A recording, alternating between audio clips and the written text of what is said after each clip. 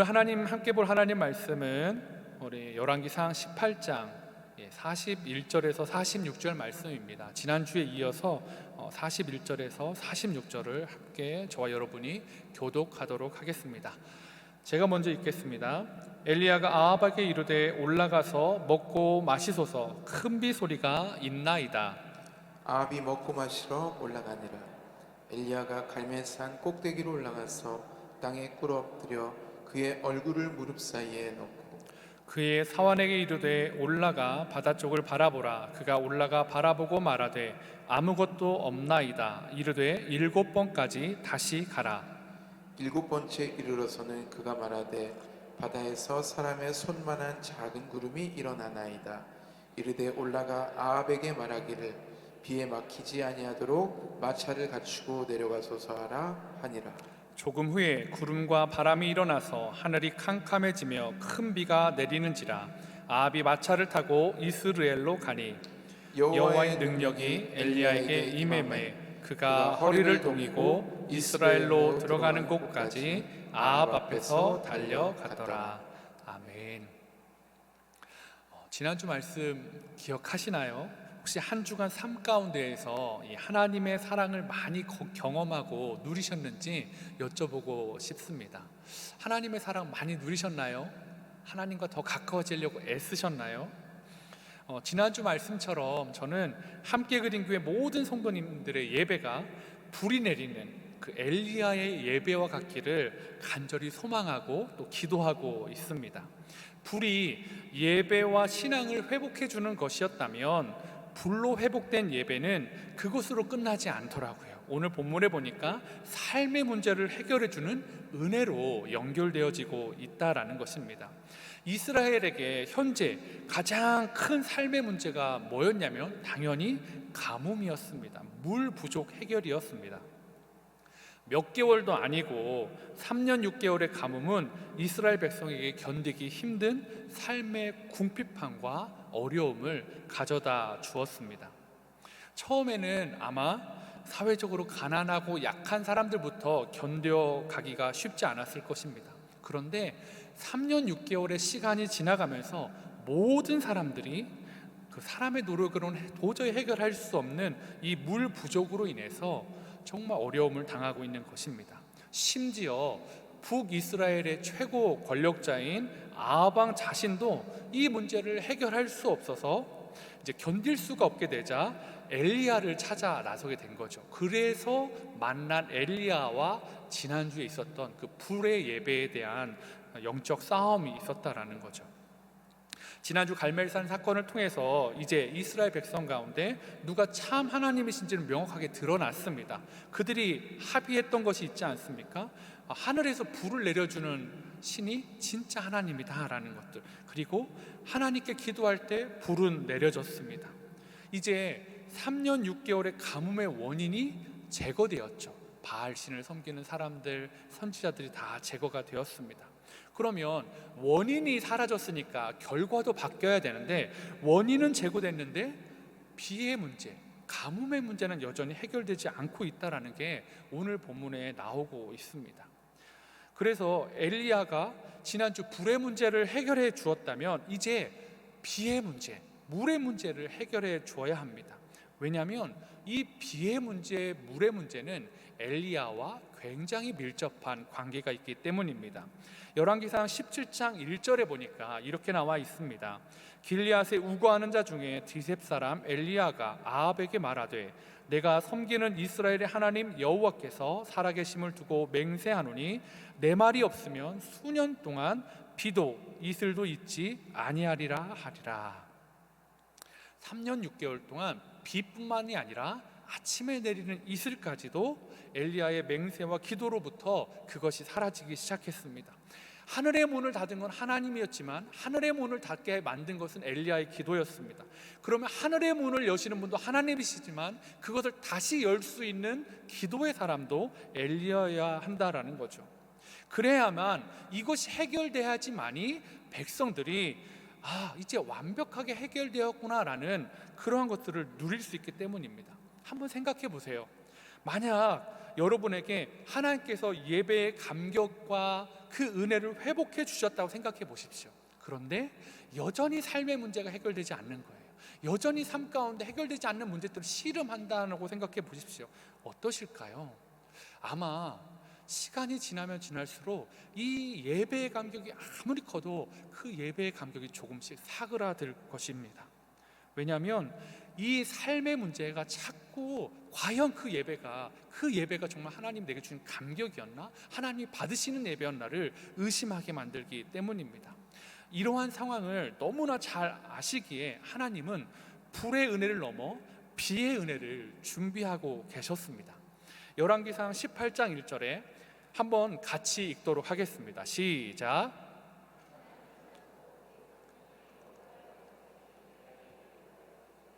너는 가서 아합에게 보이라. 내가 비를 지면에 내리리라. 아멘. 하나님은 이미 불의 싸움이 시작되기 전에 비의 은혜를 예비해 주셨어요. 비를 주겠다라고 약속을 해주셨어요. 그리고 엘리야를 보낸 거거든요. 그런데 이런 비의 약속을 받고 불이 떨어지고 난 뒤에 어찌된 영문인지 엘리야의 기도는 이미 약속받은 그 비의 문제로 더 간절하게, 더 처절하게 기도하고 있다는 것을 본문을 통해서 알 수 있습니다. 자, 여러분, 상식적으로 하늘에서 비가 내리게 하는 게 어려울까요? 불이 내리게 하는 게 어려울까요? 불이 내리는 게 어렵지 않겠습니까? 비는 지금 특수한 상황이어서 3년 6개월 비가 멈춰 있지만 사실 또 이 부분들은 언젠가는 또 해결될 수 있는 부분이라면 3년 6개월 동안 비가 안 내린 것과 그 이전에 100년, 200년, 300년, 500, 수백 년 전에 하늘에서 불이 내렸던 적은 사실은 드물거든요. 그만큼 불이 내리는 게 훨씬 더 어려운 그런 상황이고 기도로 그것을 뚫는 게 훨씬 더 어려운 것이었습니다. 그런데 그러면 어려운 것에 더 집중하고 더 간절히 더 처절하게 기도해야 되는데 엘리야의 기도를 보십시오. 불이 내릴 때는 어떻게 기도했죠? 한 줄 기도였습니다.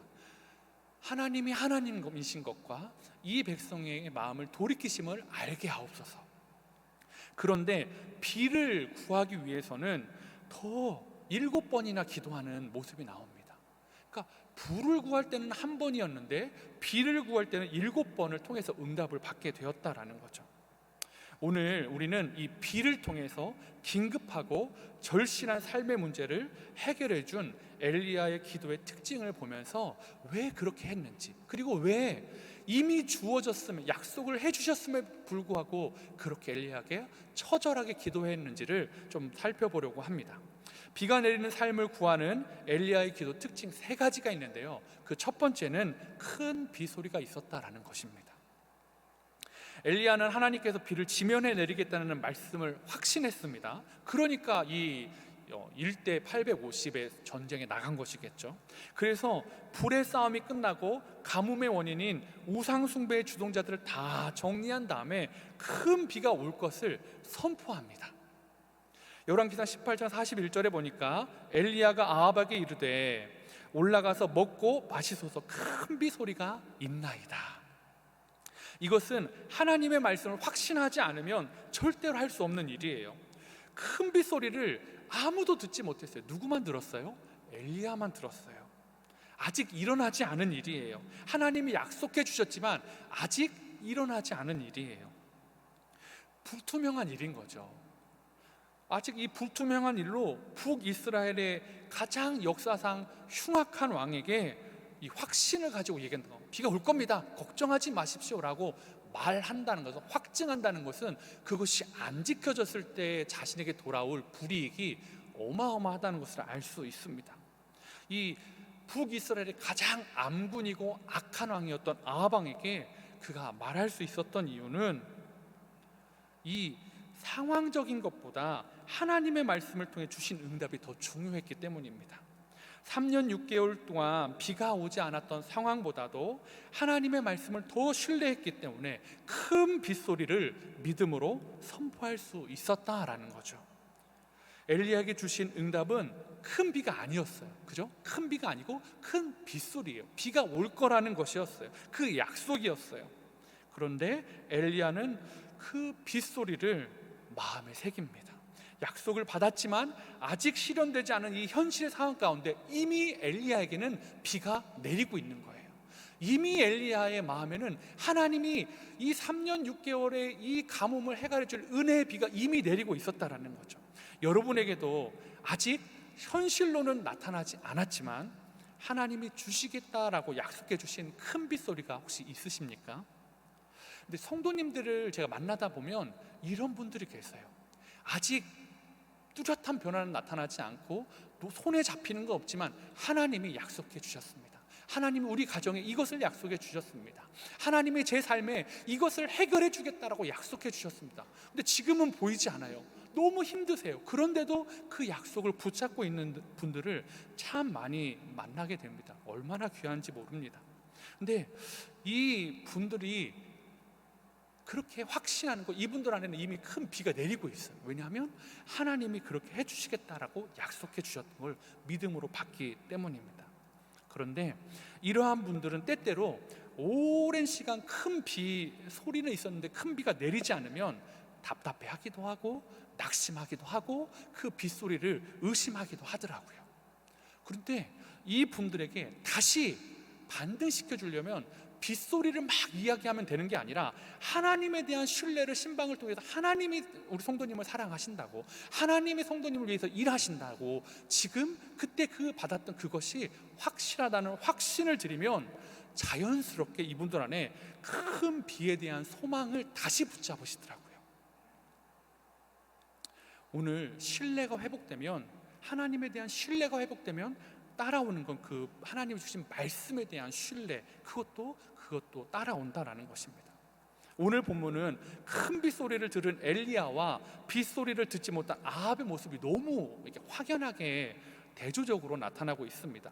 18장 42절, 아합이 먹고 마시러 올라가니라 엘리야가 갈멜산 꼭대기로 올라가서 땅에 꿇어 엎드려 그의 얼굴을 무릎 사이에 넣고, 자, 큰 빗소리를 들은 엘리야는 영광의 자리, 850대 1의 영적 싸움의 승리의 자리를 떠나서 어디로 가요? 더 높은 갈멜산 꼭대기로 사원 하나를 데리고 올라갑니다. 뭐하러 가죠? 기도하러 갑니다.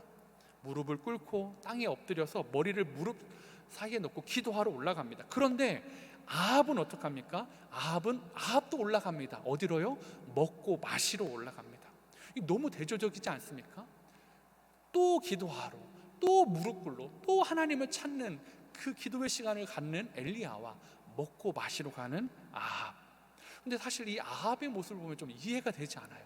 지금 자기 눈앞에서 불이 내리고 이 450명의 이 바알 선지자들이 다 숙청을 당하는 사건이 있었음에도 불구하고, 그러면 누가 진짜 신인지 알았을 텐데 그 하나님 앞에서 제가 하나님을, 저도 그 기도하는 자리에 있고 싶습니다, 이게 사람의 도리인데 먹고 마시러 올라가라니까 알겠습니다 하고 간다라는 게 사실 좀 상식적으로는 이해되지 않는데, 이마만큼 아합이 악하고 무지한, 영적으로 무지한 사람이었던 것 같습니다. 더 죄를 자복해야 되는 게 아합인데 먹는 자리로, 노는 자리로 가고 있다라는 거죠. 여러분, 그렇다면 여러분은 먹고 마시는 아합처럼 되고 싶으세요? 아니면 승리의 영광의 자리를 벗어나서 또다시 힘들게 기도하는 엘리야의 삶을 살고 싶으세요? 여러분, 먹고 누리는 삶을 살고 싶으세요? 또 기도해야 되는 삶을 살고 싶으세요? 이거 뭐 본문을 다 아시니까 차마 먹고 누리는 삶을 살고 싶다를 못 하실 텐데, 왜냐하면 사실 우리에게는 먹고 누리는 게 목적이 아니거든요. 우리 그리스도인에게 목적은 먹고 누리는 것이 이 땅에서의 목적이 아니고, 또 엎드리더라도 성공하고 또 받고 또 그럼에도 불구하고 또 다음을 위해서 엎드리더라도 하나님과의 관계 가운데 늘 엎드리는 것, 그것이 우리에게 소중한 삶이고 우리가 따라가야 되는 삶임을 우리는 잘 알기 때문입니다. 그리고 이러한 삶을 여러분도 경험하셨기 때문에 당연히 먹고 누리는 아합의 삶이 아니라 그것을 선택하지 못하고 주저하고 있는 것 아니십니까? 먹고 마시는 것도 중요하지만 그것보다 더 중요한 것은 큰 빗소리를 듣는 것입니다. 저와 여러분이 이 큰 빗소리, 약속의 말씀을 붙잡고 엎드리는 기도의 사람이 되시기를 간절히 축복합니다. 비가 내리는 삶을 구하는 엘리야 기도 특징 3가지 중에 두 번째는 7번이라는 것의 숫자에 있습니다. 엘리야의 기도의 모습은 굉장히 극단적이에요. 오랫동안 기도하기 편한 자세가 아니었어요. 엘리야는 그리고 또 오랫동안 기도할 상황도 아니었습니다. 올라가서 먹고 마십시오 했는데 엘리야의 기도가 길어진다면 짧은 기도로 불을 내렸던, 그리고 영적 쇄신을 가져왔던 그것과는 별개로 아하방이 투덜거렸을 거예요. 뭐야, 그건 그렇게 하더니 이건 안 되는 거 아니야? 그렇기 때문에 엘리야의 기도는 급박하고 빨리 되어져야만, 응답되어져야만 했던 기도였다라는 거죠. 그러기 위해 사실은 엘리야는 3년 6개월을 기도해 왔다라는 거죠. 그래서 더 극단적인 모습으로 하나님께 자신의 마음을 표현하고 있습니다. 이 자세가 하나님을 대하는 태도의 표현이었다라는 거죠. 사실 제가 이 자세를 한번 해봤어요. 어제. 쉽지 않더라고요. 잘 안 돼요. 뱃살이 있어서도 안 되는 것도 있고, 제가 허리가 안 좋다 보니까 이렇게 접히는, 폴더처럼 접히는 게 잘 되지 않아서 아이고 주여 하면서 포기했습니다. 흉내도 어려운 저에게는 자세더라고요. 그런데 엘리야는 불을 내려주시고 큰 빗소리를 들려주신 하나님께 가장 겸손한 자세로, 가장 낮은 자세로, 가장 높은 곳에서, 하나님께 가장 가까운 곳에 가서 가장 낮은 자세로 엎드려서 기도하고 있다라는 거죠. 그리고 하나님 외에는 쳐다보지 않겠습니다. 그 심정으로 자신의 시야도 얼굴도 무릎 사이에 고정시켜 놓고 하나님 앞에 나는 하나님께만 복종합니다. 나는 하나님만 간절히 구합니다. 외부로 향하는 자신의 시선을 차단하고 철저히 하나님만 바라보겠습니다 라는 기도의 태도로 하나님을 구하고 있다라는 거죠. 이러한 기도들이 성경에 참 많이 나옵니다. 특별히 히스기야의 기도도 그와 같았던 것 같습니다. 열왕기하 20장 1절에서 2절에 보니까 그때에 히스기야가 병들어 죽게 되매 아모스의 아들 선지자 이사야가 그에게 나와서 그에게 이르되 여호와의 말씀이 너는 집을 정리하라 네가 죽고 살지 못하리라 하셨나이다. 히스기야가 낯을 벽으로 향하고 여호와께 기도하여 이르되,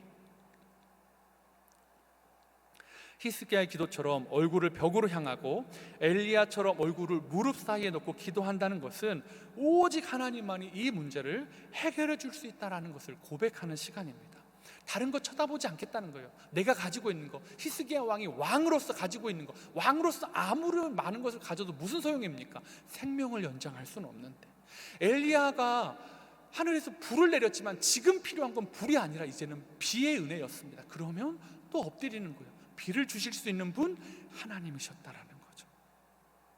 히스기야가 만약에, 엘리야가 만약에 여기서 뒷걸음질 치고 물러섰다면 어떻게 됐을까요? 히스기야는 죽었을 것입니다. 왜냐하면 아까 20장 1절에 네가 죽고 살지 못하리라는 그 선포를 듣고 낯을 벽으로 향하여 하나님 나는 이제 물러설 수 없습니다. 물러서면 제 기도는 후퇴가 없습니다. 왜냐하면 후퇴하면 저는 죽기 때문입니다. 하나님만 바라봅니다. 살려주십시오. 엘리야가 만약에 후퇴하면 어땠을까요? 영적 갱신, 삶의 회복은 절대로 북이스라엘 가운데 일어나지 않았을 것입니다. 그래서 엘리야는 하나님만 바라보고 기도합니다. 사실 산꼭대기에 시선을 뺏길 게 뭐가 있겠어요? 별로 없습니다. 그럼에도 불구하고 철저히 작은 것 하나라도 하나님을 향한 내 시선을 방해하지 못하게 하겠습니다. 하나님만 바라봅니다. 하나님 도와주십시오. 그래서 이 엘리야는 심지어는 하나님이 주시는 비의 사인을 보는 것도 자신이 하지 않습니다. 기도하다가 하나님 도와주십시오 하다가 하늘 보고 없네 이러지 않습니다. 자신은 하나님만 바라보고 그 사인을 보는 것은 데려갔던 사환을 시킵니다. 바라를 바라봐라. 없습니다. 계속 바라봐라. 기도하고 사환을 계속 보내고 있습니다. 엘리야는 하나님만 바라봅니다. 엘리야한테는 사인이 중요한 게 아니에요. 하나님을 만나고 하나님과 교제하고 하나님의 말씀으로 주셨던 그것을 취하는 그 시간, 하나님과 교제하는 그 시간이 훨씬 더 중요했다라는 거죠. 엘리야는 기적의 사인을 보고 싶은 것이 아니라 기적을 베푸시는 하나님을 구하고 있다라는 거죠. 자신에게 큰 비를 약속해 주신 하나님, 내게 그 약속을 주신 하나님, 하나님이 찾아와 주시면 비는 어떠한 사인을 통해서도 올 수 있다라고 믿고 있다라는 거죠. 여러분, 우리의 기도는 하나님을 구하는 기도입니까? 하나님이 주시는 기적을 구하는 기도입니까? 우리의 기도가 종종 하나님이 주시는 기적을 구하는 것에 초점을 많이 맞출 때가 있습니다. 그런데 엘리야는 오늘 그렇지 않다라고 얘기합니다. 하나님이 주시는 기적이 아니라 하나님에게만 하나님을 구하는 기도여야 된다. 제가 아이가 어렸을 때 이제 좀 사역을 하다 늦게 들어갈 때 아이들을 생각나서 미안한 마음에 늘 뭐 편의점이나 슈퍼나 이럴 때도 뭘 이렇게 사갔습니다. 그러면 어떤 때는 편의점 봉투에 검정 봉투에 이렇게 담아가죠. 몇 번 갈 때는 아이들이 아빠 하고 너무 좋아해 줬어요. 근데 어느 순간부터는 아이들이 아빠 하면서 손을 바라보고 있어요. 좀 지나니까 이거 먼저 채갈 때가 있더라고요. 괘씸하더라고요. 사실은 그 봉투에 담겨진 것은 아이들을 향한 제 사랑하는 마음이었거든요. 근데 아이들이 그 관계를 보다는 거기에 빼앗기는 순간 제가 어떻게 했을까요? 안 사갔습니다. 그러면 아빠를 보게 되더라고요. 아빠 왜? 설명해 주죠. 하나님도 여러분의 기적을 베푸시길 원합니다. 그런데 하나님의 베푸는 기적에만 초점 맞추면 하나님이 기적을 잘 안 보여주실 수도 있습니다. 왜냐하면 기적이 목표인 인생이 아니라 우리는 하나님을 바라보는 게 목적인 사람들이기 때문입니다. 사랑하는 성도님들, 우리의 기도가 이렇게 하나님과의 깊은 관계에서 드려지는 기도이기를 간절히 소망합니다. 엘리야의 기도는 반드시 응답되어야만 하는 기도였어요. 하나님이 먼저 말씀해 주셨잖아요. 내가 비를 주겠다. 그런 상황임에도 엘리야의 기도는 조금의 방해도 허락하지 않습니다. 저는 이것이 엘리야의 지혜고 탁월함이라고 생각합니다. 엘리야는 나는 좀 전에 한 문장의 기도로 하늘에서 불을 내렸던 사람인데 라고 방심하지 않아요. 더 간절하게 더 하나님의 낮아진 모습으로 하나님을 찾고 그 환경을 통제시킵니다. 자신의 생각을 분산시키지 않도록. 사실 코로나 가운데 저도 코로나의 상황 가운데 집에서 재택으로 예배를 드렸던 적이 있었습니다. 편하더라고요. 확실히 편하더라고요. 준비하는 시간, 교회 가는 시간 낭비하지 않고 딱 이따가 나와서 예배 드리면 되니까 너무 편하더라고요. 처음에는 양발도 신고 옷도 좋은 거 딱 입고 했는데 시간이 몇 번 되니까 양발도 없고 반바지에 그랬던 적이 있었습니다. 왜 그랬을까요? 예배 드리다가 목사한테도 카톡이 오면 바로 죄송합니다. 그랬었습니다. 그 환경이 아무리 잘 예배 가운데 집중하고 싶어도 환경이 그게 안 되니까 마음이 흐트러지게 돼요. 저는 그래서 이렇게 모여서 예배 드리는 게 얼마나 감사한지 모릅니다. 카톡 혹시 소리가 나더라도 보시는 분은 별로 없잖아요. 있으신가요? 아니면 또 너무 피곤해도 집에서 드릴 때는 좀 하면 그냥 편안한 자세로 하는데 여기서는 사실은 의자도 그렇게 되지 않을 뿐더러 물론 간혹 입신의 경지에 들어가시는 분들이 있긴 해요. 이렇게. 근데 그래도 티 안 나게 애쓰시려고 다시 하시려고 애쓰는 걸 보면서 이 모여서 예배드리는 게 참 감사하다. 그것은 모여서 예배드리는 게 더 좋고 재택보다 더 좋고 나쁨의 문제가 아니라 우리가 연약하니까 하나님 앞에 더 집중할 수 있는 환경을 주기 때문이다라는 거죠. 우리의 기도가 하나님과의 깊은 관계로 나아가는데 방해되는 모든 것을 차단할 수 있는 지혜가 우리 가운데 있기를 원합니다. 그리고 믿음으로 끝까지 하나님의 뜻을 구하는 기도가 되기를 소망합니다. 비가 내리는 삶을 구하는 엘리야의 기도 특징 세 번째는요, 손바닥만한 구름입니다. 손바닥만한 구름. 열왕기상 18장 44절에 보니까 이번 세 번역으로 제가 한번 읽어드릴게요.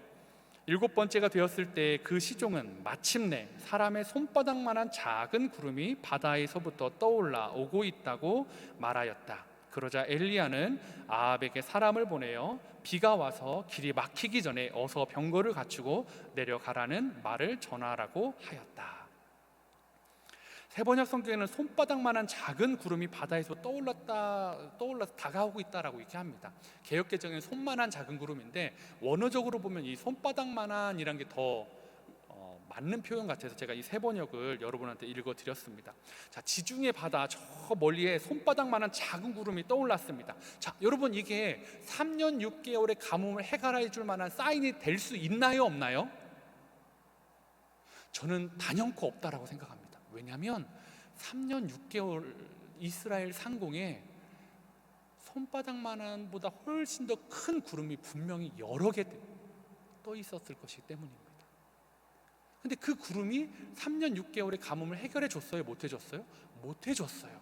그런데 어떻게 엘리야는 이 손바닥만한 구름을 가지고 됐다라고 확신을 갖냐라는 거죠.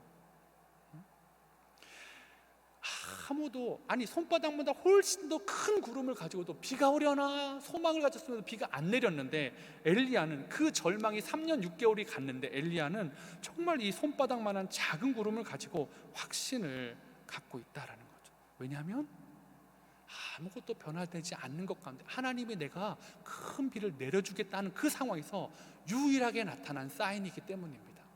아마 엘리야에게 손바닥만한 게 아니라 손톱만한 구름이 거기서 보입니다 했으면 엘리야는 그걸 사인으로 믿었을까요? 안 믿었을까요? 저는 믿었을 거라고 생각해요. 왜요? 기도하는데 그 변화된 게 보였기 때문이죠. 엘리야에게 구름의 사이즈는 중요하지 않았어요. 엘리야는 경험했어요. 엘리야는 사이즈가 중요하지 않다라는 것들을 참 많이 경험했다라는 거죠. 사랑하는 성도 여러분, 기적의 시작은 기도로부터 시작됩니다. 아무리 큰 구름이 있다 해도 기도하지 않으면, 하나님을 바라보지 않으면 그냥 큰 구름이에요.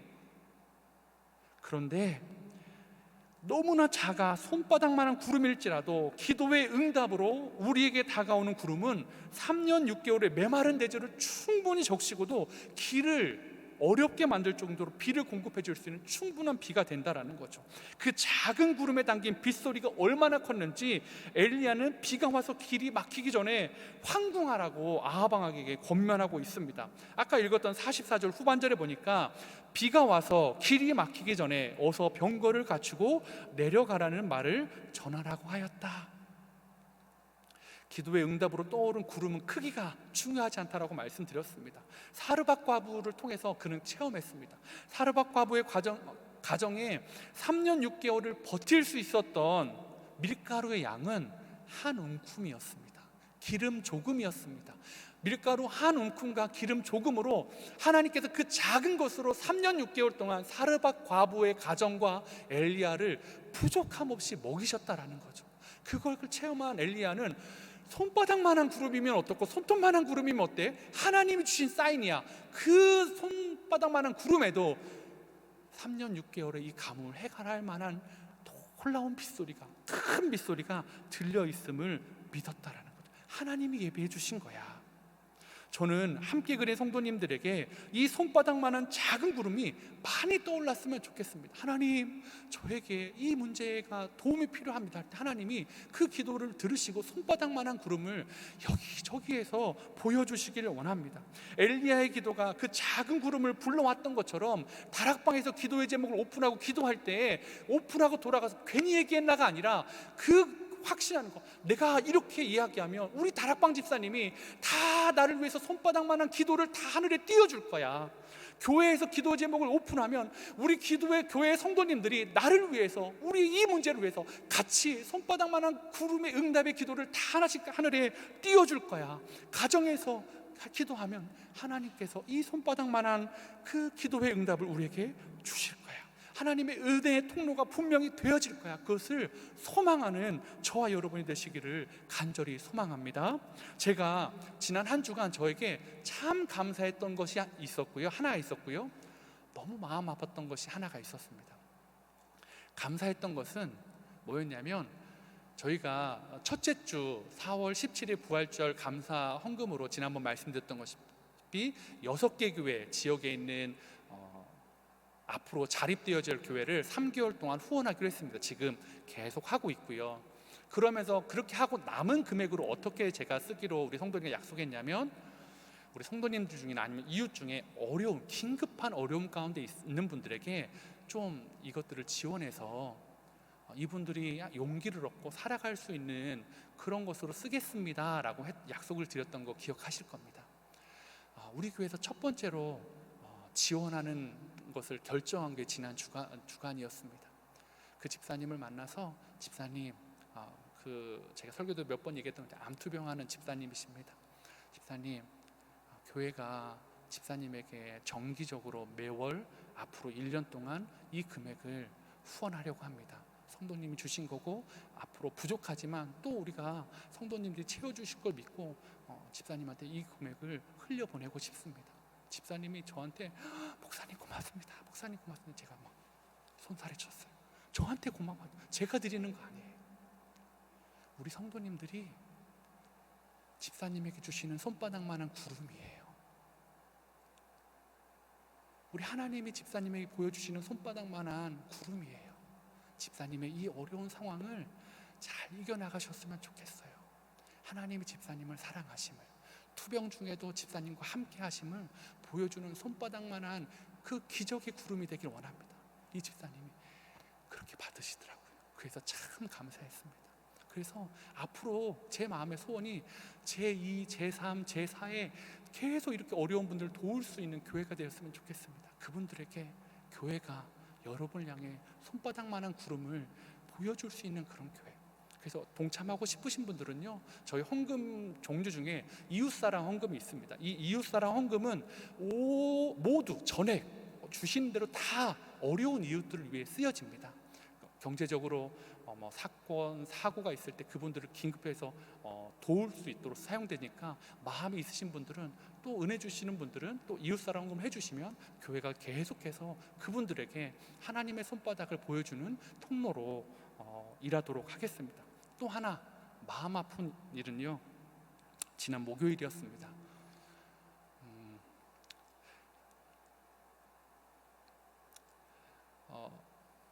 저희 주차로 봉사하시는 너무나 귀한 성도님이 계십니다. 우리 장귀양 성도님이신데요, 이분은 미소가 너무나 아름다운 남자십니다. 그리고 사실은 이분은 목사님이셨습니다. 그런데 건강이 한번 꺾이면서 사역을 할 수 없어서 분당 우리 교회에서 이렇게 지내셨던 분이고, 저희 교구 안에 있어서 분리개척에 동참하시면서 목사님, 제가 예전에는 분당 우리 교회에서는 봉사의 자를 많이 못했는데 이제는 이 교회에서는 허락해 주시는 한도 내에서 제가 최선을 다하고 싶습니다. 뭐든지 맡겨주십시오. 그래서 주차 봉사를 부탁드렸습니다. 이게 제일 급한데 해주실 수 있을까요? 건강 괜찮으실까요? 하겠습니다. 지난주 목요일에 연락이 왔습니다. 이게 뇌출혈, 뇌경색 증상이 있으셔서 급하게 119를 타고 병원에 가셨는데요. 다행히 이제 검사하면서 이제 혈전이 뇌 운동신경을 건드린 것 같다고, 시술도 안 하고 수술이나 시술을 안 하지만 대신에 이제 주사로 혈전을 녹이는 치료를 해야 된다고 하는데, 그거 안에 이제 부작용이나 또 이렇게 왼쪽이 마비가 오셨습니다. 이제 왼손 왼팔이 마비가 오는 상황이었는데, 제가 그 이야기를 들으면서 사실은 제가 우리 아내 되는 집사님에게, 집사님, 제가 우리 장귀양 성도님 이름을 이야기하고 기도 요청을 드려도 될까요? 하는데 이분이 그렇게 해달라고 울면서 막 얘기해 주시는데, 제가 그래서 실명으로 여러분에게 기도를 요청드립니다.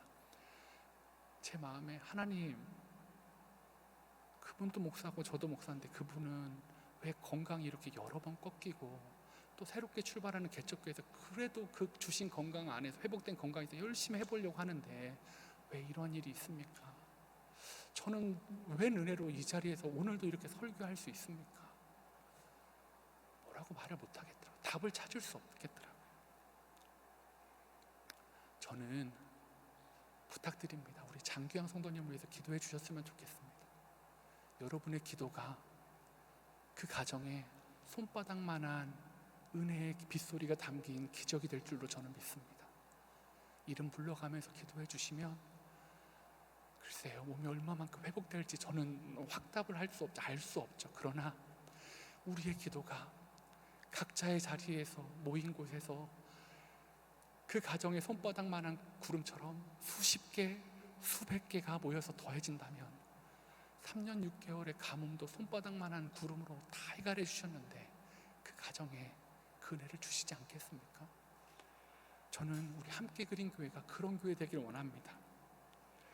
우리 성도님들이 손바닥만한 작은 구름을 띄어서 같이 중보하고 같이 기도하고, 그래서 너에게는 아직 하나님의 은혜가 있어, 너를 위해 기도하는 우리가 있어. 그래서 영적인 육적인 가뭄의 자리에서 하나님의 큰 소리를 들을 수 있는 그런 교회, 함께 그린 교회 성도님이 불이 내리는 예배, 비가 내리는 삶의 은혜를 회복하는 그런 교회 성도님들이 되시기를 간절히 축복합니다.